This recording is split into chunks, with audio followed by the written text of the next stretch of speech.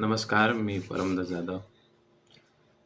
दिल्लीच्या जंतर मंतरवर सुरू असलेला जो सी-जे-पी आंदोलनाचा अखेरचा मोठा जो टप्पा होता, तो मोठा टप्पा संपलेला आहे. आंदोलन मागे घेण्यात आलेलं आहे. पण आता सर्वात मोठा प्रश्न असा आहे, की सी-जे-पीच्या नेमक्या किती मागण्या होत्या आणि सरकारने त्यापैकी किती मागण्या पूर्ण केलेल्या आहेत आणि कोणत्या मागण्या अजून बाकी आहेत. आजच्या व्हिडिओमध्ये आपण याचं संपूर्ण आणि सोप्या भाषेत विश्लेषण करणार आहोत.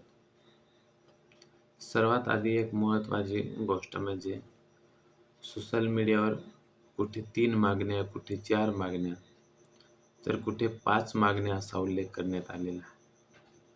आपल्याला तो दिसतोय आणि त्या मागचं कारण म्हणजे सी-जे-पीचे जे आंदोलनात 3 मुख्य तातडीच्या मागण्या होत्या.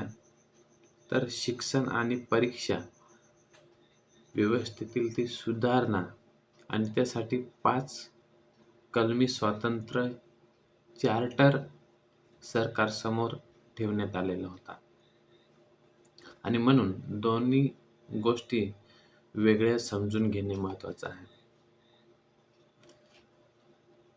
पहिली मागणी अशी होती की धर्मेंद्र प्रधान यांचा राजीनामा.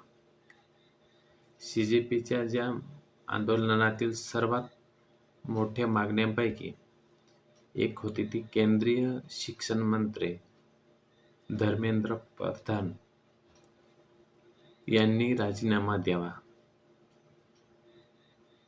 कारण नीट परीक्षा, पेपर लीक आणि परीक्षा व्यवस्थेतील कथित गैरप्रकरणावरून सरकारवर मोठा दबाव निर्माण झालेला होता.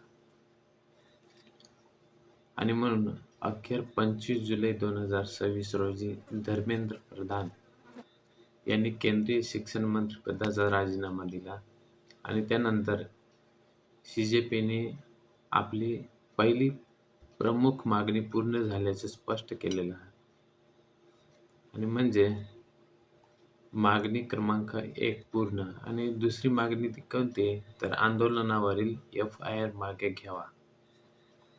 आंदोलनादरम्यान आंदोलक आणि आयोजकांवर दाखल झालेला जो एफ-आय-आर आहे आणि कायदेशीर कारवाईचा जो मुद्दा आहे, सी-जे-पीने सरकारसमोर ठेवलेला. सी-जे-पीची जी मागणी होती की आंदोलनावरील प्रकरण मागे घेतली जावीत आणि भविष्यातही आंदोलन करणाऱ्या विद्यार्थ्यांवर सूडबुद्धीने कारवाई करू नये. सरकारने या संदर्भात एफ-आय-आर मागे घेण्याचे आश्वासन दिले आणि केंद्र सरकारकडून आंदोलकांविरोधात दाखल एफ-आय-आरच्या ज्या प्रती देण्यात आणि कारवाई न करण्याबाबतही आश्वासन देण्यात आलं.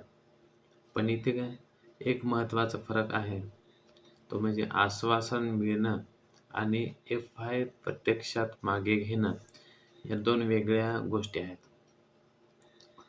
आणि त्यामुळे ही मागणी मान्य, आश्वासनही झाली, पण अंमलबजावणी प्रक्रिया बाकी आहे. तर याची तिसरी मागणी कोणती होती तर मृत विद्यार्थ्यांच्या कुटुंबांना भरपाई. जे नीट पेपर लीक प्रकरणाशी संबंधित घटनांमध्ये मृत झालेल्या विद्यार्थ्यांच्या कुटुंबांना भरपाई देण्याची मागणी सी-जे-पीने केलेली होती. सी-जे-पीकडून प्रत्येक कुटुंबासाठी रुपये 1 कोटी भरपाईची मागणी करण्यात आलेली होती. सरकारने मात्र 1 कोटी प्रत्येक कुटुंबाला देण्याची स्पष्ट हमी दिलेली नाही. सरकारने नियम आणि उपलब्ध तरतुदीनुसार शक्य ती भरपाई देण्याची भूमिका मांडलेली आहे. आणि म्हणून याबाबतही अचूक शब्द वापरणं गरजेचं आहे. भरपाई देण्याबाबत सरकार सकारात्मक आहे आणि आश्वासनही देण्यात आलेलं आहे. पण सी-जे-पीने मागितलेली 1 कोटी रुपये जशीच्या तशी मंजूर झालेली नाही.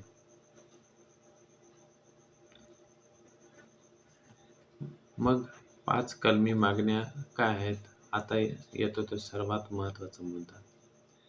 CGPने शिक्षण आणि परीक्षा व्यवस्थेत व्यापक सुधारणा करण्यासाठी सरकारसमोर 5 कलमी चार्टर ठेवला आहे. या सुधारणा केवळ एका परीक्षेपुरत्या मर्यादित नसून देशातील परीक्षा व्यवस्थेतील पारदर्शकता आणि विश्वास वाढवण्यासाठी संबंधित आहेत. सरकारने या चार्टरचा अभ्यास करून CGPच्या प्रतिनिधींशी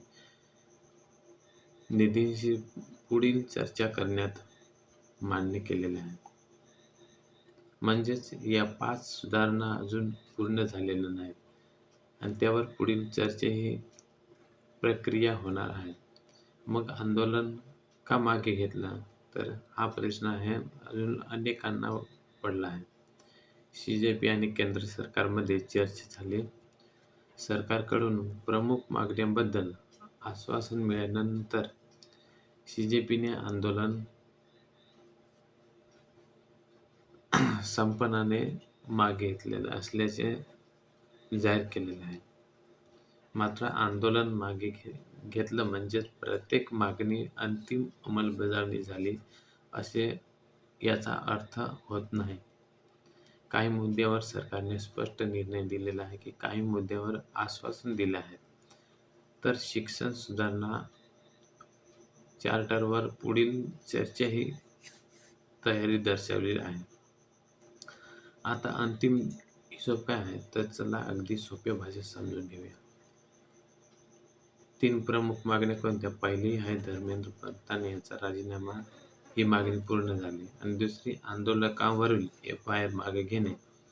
ही मागणी सुद्धा सरकारने मान्य करण्यास आश्वासन दिलेले आहे. अंमलबजावणी बाकी आहे. आणि तिसरी मृत विद्यार्थ्यांच्या कुटुंबियांना भरपाई देण्याबाबत सरकार सकारात्मक आणि नियमानुसार देण्याचं आश्वासन. मात्र CGPची जी 1 कोटीची मागणी होती ती जशी तशी मंजूर झालेली नाही.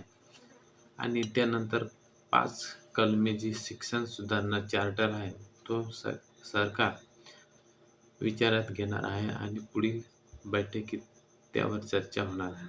आणि त्यामुळे सोशल मीडियावरील एक दावा चुकीचा ठरू शकतोय.